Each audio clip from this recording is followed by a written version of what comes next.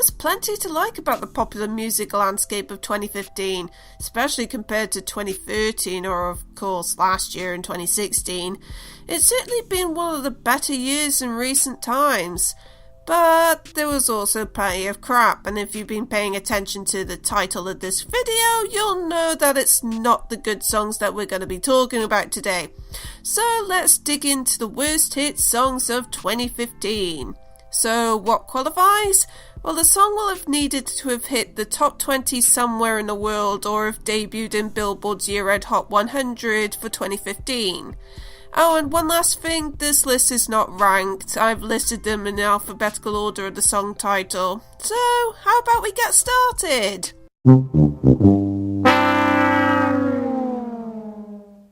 Fair warning, folks, the appearance of Taylor Swift songs in my worst list is going to be a common occurrence. Mainly because out of the really big female pop stars at the last 10 years, she's easily my least favourite for various reasons. Now, I've never been one for petty drama, and I try to avoid it as best as I can.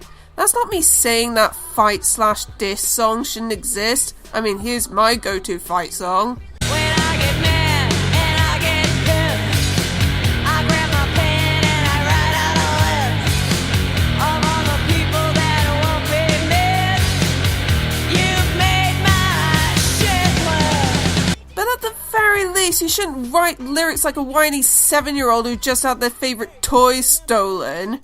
Add in those awkward, elongated syllables and you've got what is easily one of the worst choruses I've ever heard in a mainstream pop release. Plus, the whole promotion of this singles was what spawned that stupid as hell parade of gal pals or whatever they call it, the squad, I don't know, I don't care. They would lurk around it on red carpet events like sheep being rounded up by a shepherd. You know, whenever I hear people make fun of the concept of white feminism, I immediately think of that. Oh, and she also had to drag Kendrick Lamar into this shit show as well.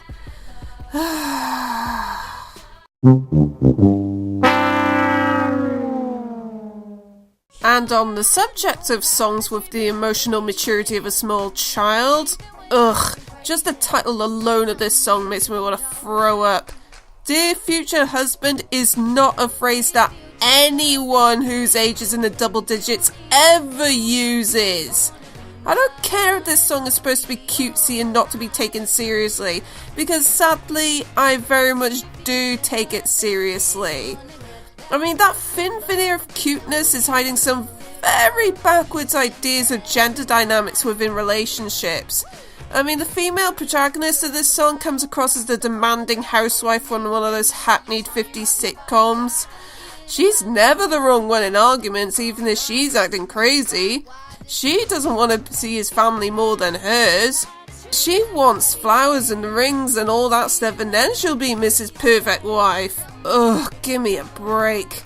If it was supposed to be ironic, it might have been amusing and kind of clever, but no. She comes across like she means every word she's saying.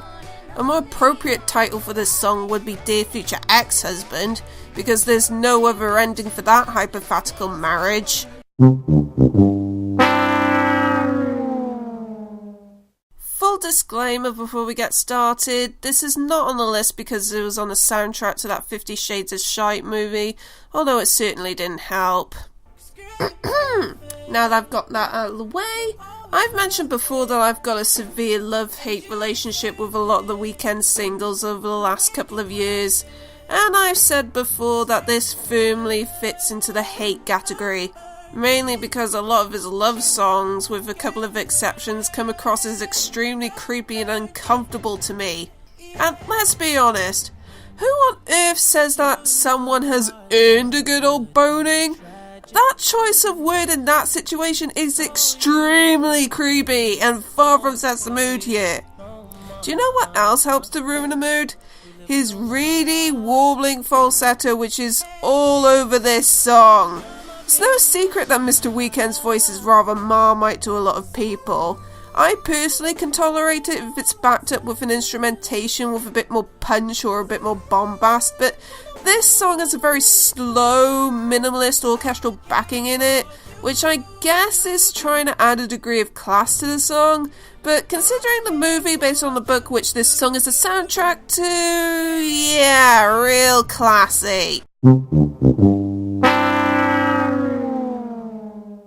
Here's a confession for you. As of 2017, I'm only just getting into country music.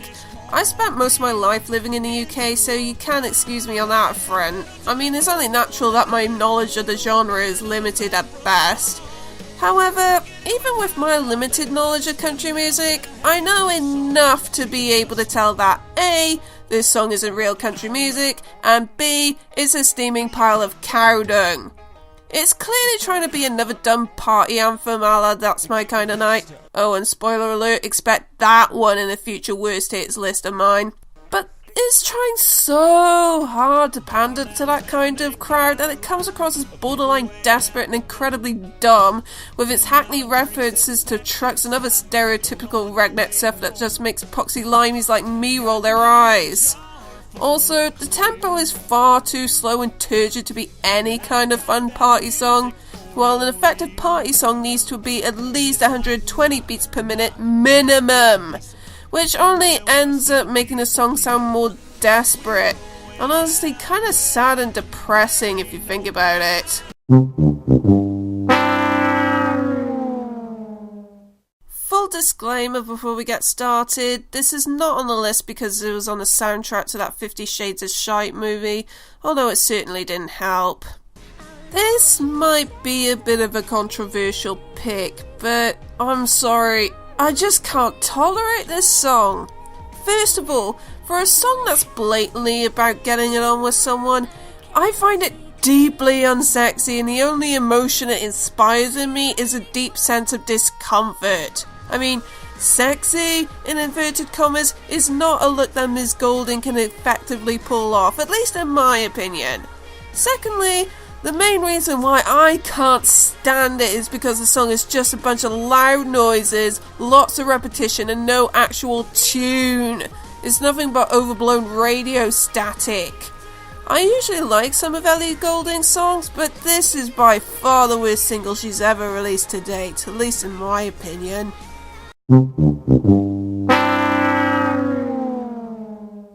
If there's one trait in people that will be most effective in hitting my berserk button, it's being a pissy, petulant brat.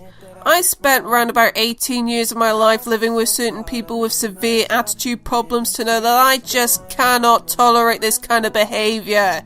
And here we have the former worst thing to ever happen in music essentially telling an ex-girlfriend to go and fuck herself. And that apparently she deserves the insults thrown at her because my mama don't like you and she likes everyone. Not helped by the minimalist acoustic instrumentation putting all the attention onto every spiteful line where they can be front and centre in the song. To paraphrase this song's most famous line, this song can go and fuck itself. I've made it pretty clear that I don't like making rankings. However, I will say that if I did rank this list, this song would easily, by a million light years, be my number one. It is, without exaggeration, possibly the worst song I've ever heard in my life. Who, in all that is holy, thought that this song was remotely a good idea? Who thought that using the name of one of the greatest musical legends of the 20th century as a verb, and a song about sex of all things, was a remotely good idea? Why does this song exist in the first place? Why? I have a conspiracy theory. I'm guessing that this song was devised by some uber-religious society as a way of putting off people from having sex for the rest of their lives to turn us away from sin or some other crazy thing that they believe in. And also to ruin two of the most popular Getting It On songs for everybody in the process to make the plan more effective. And I must say that they made a pretty good attempt at doing so, because this song honestly makes me wish that I could grow my virginity back and join a convent so I never have to deal with anything relating to this song ever again. This isn't even a song, it borders on being a crime against humanity. If it were up to me, I'd demand everyone involved in this song to be rounded up and pimp slapped several times over for inflicting this on the world. And here, ladies and gentlemen, is possibly the worst attempt at an apology ever set to record. Actually, categorising this as an apology might be generous. It might actually be a borderline non-apology where the only reason this little pipsqueak is saying sorry is because he feels that he has to, and not because he's sincerely sorry for being a crappy boyfriend. I can tell all of this simply by all the terrible excuses for his bad behaviour and no acknowledgement that he will never make those mistakes ever again. I mean, the reasoning, because I'm missing more than just your body, should tell you everything you need to know here. Don't give this brat the time of day, and to borrow a phrase from Savage Love, dump the motherfucker already. The only theory I have as to why the public gave this and Love Yourself a pass and those songs became such big hits is possibly because the public have accepted Bieber's new role as pop music's designated douchebag. He can drive under the influence, throw a hissy fit in the middle of a concert, get more ugly as hell tattoos, and it won't affect his sales or streaming numbers one iota. Because the public seem to have come to expect this kind of shitty behaviour from him now. Still doesn't mean I'm giving him a pass though. You know how the only remotely good thing about Talk Dirty was the sax sample from Bulk and Beatbox? Well, what if you took an identikit sax solo that was more reedy and screechy and made a song out of it? Well, you end up with this song for a start. Outside of that, what we have here is a jailbaity song about how these young girls want to get nailed because they're worth it, plastered with bad autotune that makes them sound like irritating robots rather than actual human beings. Which, to be honest, is an apt metaphor, because whoever wrote this song doesn't seem to think that women are actual humans, but rather real dolls designed to be in music videos for guys to fap to. Remember when girl groups used to have some sort of excitement and personality? I wouldn't say that I'm a massive fan of Bond themes, but I do think they certainly have their place in popular culture. That being said, the quality levels of all the Bond themes in history have been varied to say the least. On one hand, you have some awesome themes, and on the other you have some generally terrible ones, of which this one is included. Now, to be perfectly honest, I might be biased here because I positively cannot stand Sam Smith. I think he oversings horribly and a lot of his songs are too overwrought for me to stomach. And it's the former that is the main reason why I hate this Bond theme in particular, with these unnecessary melismas and unbearable falsettos spread across the song like spoiled mayonnaise. One of the reasons why I liked Skyfall as a theme was because I felt it was nicely restrained in the vocal delivery, while Writings on the Wall gives you the exact opposite of that. If I'm going to be remotely positive about this song, it's that at least the orchestration is really good and gives up that whole melancholic yet epic feeling, but that's not enough for me to tolerate the song as a whole. So that's it. That's my worst hits of 2015. I don't know how much you're going to agree with this list. There might be one or two controversial picks. Otherwise, yeah. Let me know what you think the worst hit songs of 2015 were in the comment section. It'll be interesting to hear what you think. And be sure to like and subscribe and all that happy stuff as well. And if you have any suggestions of what I can do to improve these videos, that would be great, as long as your criticisms are constructive. That would be awesome. So, I don't know how long the next video is going to take. Hopefully it won't take very long. I got a couple of ideas of what I want to do for the next video. We'll see what happens. But in any case, I'll see you next time.